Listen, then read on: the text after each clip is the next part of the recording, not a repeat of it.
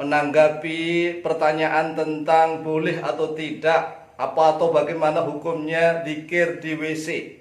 Zikir di WC. Oleh sebab itu, kami persiapkan jawaban dari kitab Al-Adhkar Imam An-Nawawi yang nanti kita tulis di papan tulis, ya. Halaman berapa, bagaimana redaksinya dan penjelasannya. Saudaraku yang dimuliakan oleh Allah Subhanahu wa taala, perhatikan kepada papan tulis yang kita nukil dari kitab Al-Adhkar An-Nawawiyah dalam babun nahyi anil dzikri wal kalami alal khola'i. Ini di dalam kitab kami Darul Kutub Al-Ilmiyah DKI halaman 30. Babun nahyi anil dzikri. Ay hadza babun fi bayan nahyi anil dzikri. Ay artinya hadza bermula ini babun nahyi, babun yaitu bab fi bayan nahyi dalam menjelaskan larangan anil dzikri daripada zikir wal kalami dan berbicara. Alal khola'i lah, ini ala pakai ala bukan fi ya ini. Perhatikan ini pakai ala alal khola'i di atas WC khola. WC khola. Bukan fil khola'i di dalam WC. Perhatikan ini redaksinya. Nah, nanti siapa tahu kitab yang lain, tapi tadi saya sudah meneliti tentang tiga terbitan termasuk Al-Hidayah Surabaya pakai ala semua ini, tidak pakai fi. Kemudian redaksi pertamanya begini. Yukrahu, ya bukan yuhramu tapi yukrahu, dimakruhkan. Jadi hukumnya tidak sampai haram. Ya, hukumnya tidak haram. Jadi zikir di WC maupun membawa tulisan yang ada lafaz Allah atau ada lafaz Muhammad atau kalimat-kalimat yang diagungkan di dalam WC itu enggak sampai haram. Tetapi makruh, ada yang mengatakan makruh tanzih. Tapi bagaimana makruhnya? Ya, makruhnya bagaimana? Ini perhatikan. Yukrahu, dimakruhkan adzikru terhadap zikir wal kalamu dan terhadap berbicara hala qadha'il hajati. Ini redaksinya. Hala qadha'il hajati, tatkala dalam keadaan menunaikan hajat. Jadi bukan fil khola'inya, tetapi kalau sudah hala qadha'il hajati, keadaan menunaikan hajat. Sawa'un kana fi sahra'i aw fil bunyani, yaitu sama saja ada oleh qadha'il hajat fi sahra, di tanah lapang, aw fil bunyani atau di dalam bangunan. Ya, bangunan pun nanti juga ada syarat-syaratnya. Wa sawa'un fi dzalika, dan yaitu sama saja fi dzalika di dalam itu jami'ul adzkari, bermula beberapa seluruh zikir-zikir wal kalami dan seluruh pembicaraan. Illa kalamat darurati, kecuali pembicaraan yang darurat. Ya, darurat. Misalnya ada orang mau digigit ular. Nah, antum dalam keadaan duduk sudah gitu. Ngomong, ada ular." Ya terpaksa berarti. Kalamat darurah. Ya, sudah duduk loh ya. Jadi ilat hukumnya bukan masalah WC-nya. Nanti akan kita jelaskan panjang lebar lagi.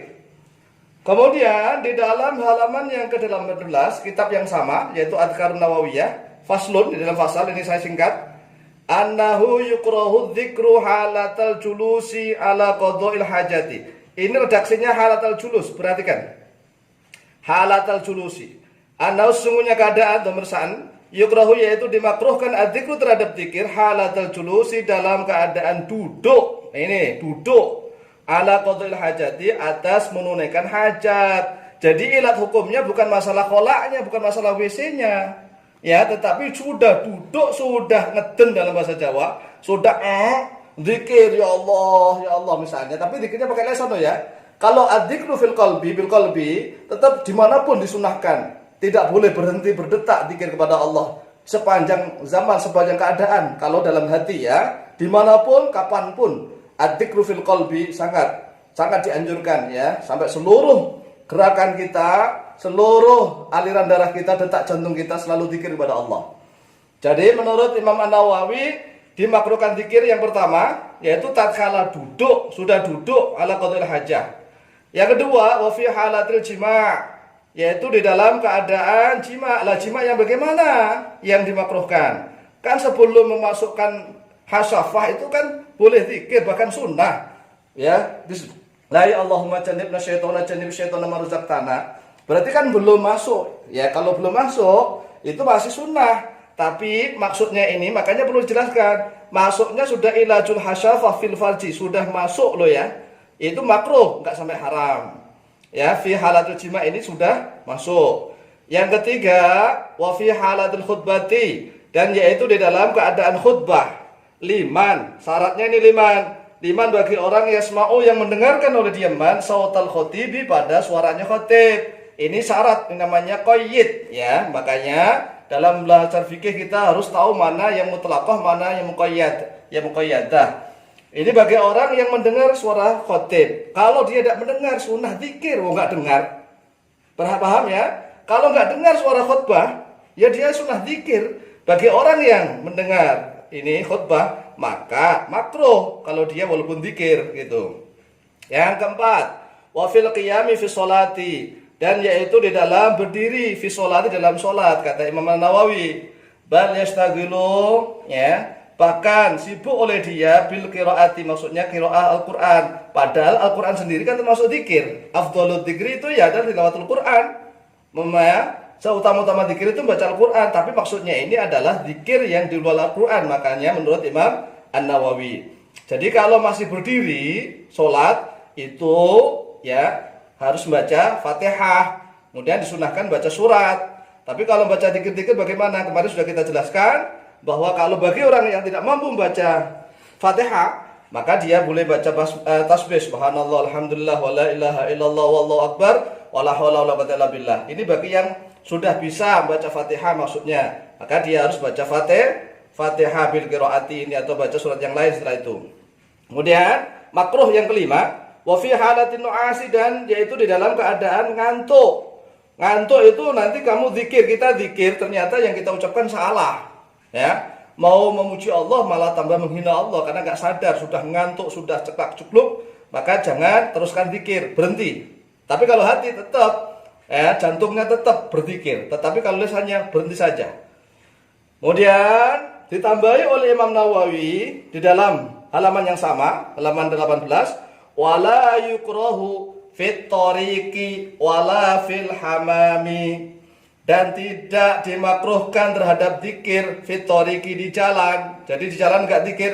Zikir ini enggak makruh, maksudnya zikir bilisan ini ya, zikir dengan lisan, menggerakkan lisan. Wala fil hamami, dan juga tidak makruh zikir di hamam. Hamam itu apa? Kamar mandi.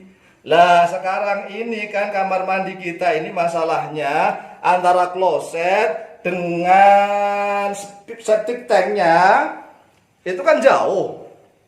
Klosetnya kan ada di dalam kamar mandi, ya. Di dalam kamar mandi itu ada bak mandi, kemudian ada kloset. Septic tanknya jauh. Ilat hukumnya adalah satu, kita dimakruhkan zikir sudah dalam keadaan duduk itu satu, ya. Itu kan tempat untuk najis. Satu ada kencingnya, kencing di situ. Kemudian ada tinjanya, ada kencing, ada tinja. Maka dimakruhkan, nggak sampai haram. Dimakruhkan zikir di situ. Lah sekarang kan klosetnya sudah modern. Sudah modern, ilat hukumnya kan sudah beda dengan dulu. Kalau dulu bentuk ya WC-nya kolaknya itu kan bisa satu sekali pakai, pindah lagi di sokrok itu, pindah lagi. Yang kedua, memang sudah dibuat khusus, namanya kalau orang Jawa jumbangan gitu. Kemudian tinjanya jadi satu, di atasnya dikasih kayu. Jadi itu coba tetap najis sih, bawahnya ada kencing, ada macam-macam di situ. Jadi tetap makruh di situ. Dan sekarang kan sudah modern, klosetnya sudah berupa keramik, kemudian septic tanknya sudah ada jauh di luar, di situ hanya tempat mengalir saja. Lah sekarang lihat hukumnya di mana kalau masih makruh, ya? Makanya al-hukmu yaduru ma'a illatihi hukman wa adaman. Wujudan wa adaman. Al-hukmu yaduru ma'a illatihi atau ma'al illati wujudan wa adaman. Jadi hukum ini berputar beserta ilat, sebab-sebab hukum tersebut baik dalam keadaan adanya maupun tidak adanya. Lah sedangkan zikir sekarang di dalam kamar mandi yang modern, klosetnya modern, berarti ilat hukumnya sudah tidak makar. Nah, bagi kami sudah nggak makruh lagi zikir di situ. Makanya kalau wudhu di situ membaca basmalah silahkan, membaca doa setelah wudhu di situ asyhadu an la ilaha illallah wa la syarika lah dan seterusnya silahkan. Ya, tetapi dengan syarat di situ najisnya sudah dibersihkan, kencingnya nggak ada, tinjanya juga sudah nggak ada, sudah bablas ke septic tank, maka silahkan dikir di situ, sudah kemakruhannya sudah hilang. Tetapi ingat, di saat duduk di atas WC, baik itu hanya kencing saja maupun berak, tetap makruh berzikir dengan lisan. Adapun membawa tulisan, khotam, cincin misalnya yang ada lafaz Allah, membawa kertas dompetnya misalnya ada tulisan Allah atau macam-macam misalnya, atau baju atau kaos ya ada lafaz Allah atau Muhammad, apalagi ada lafaz Quran atau hadis, maka makruh sampai haram ya, makruh sampai haram. Coba perhatikan ibarat yang terakhir dalam kitab Rawdatul Thalibin juz 1 halaman 66. Kata beliau Imam Nawawi, wastishabu ma alaihi dzikrullah ta'ala 'alal khala'i makruhun la haramun. Ini dalam kitab Rawdatul Thalibin wa Umdatul Muftin juz 1 halaman 66. Wastishabu ma membawa atau menyertai sesuatu alaihi yang yaitu atasnya ma dzikrullahi bermula zikir atau ismullah nama Allah taala kemudian dikiaskan dengan nama Muhammad ya, kemudian nama Asmaul Husna apalagi Al-Qur'an dan seterusnya, alal khula'i atas khala makruhun yaitu makruh, la haramun tidak haram. Demikian penjelasan singkat tentang zikir di dalam khala atau WC kamar mandi. Sehingga sudah jelas bahwa ilat hukumnya sudah berubah, sudah berbeda. Oleh sebab itu tidak ada kemakruhan lagi bagi yang klosetnya baik itu duduk maupun klosetnya kloset jongkok, tapi dengan syarat seluruh najisnya tadi sudah disiram dan tinjanya sudah masuk ke septic tank. Demikian wallahu taala alam bisawab, wallahu muwaffiq ila aqwamit thariq. Wassalamualaikum warahmatullahi wabarakatuh.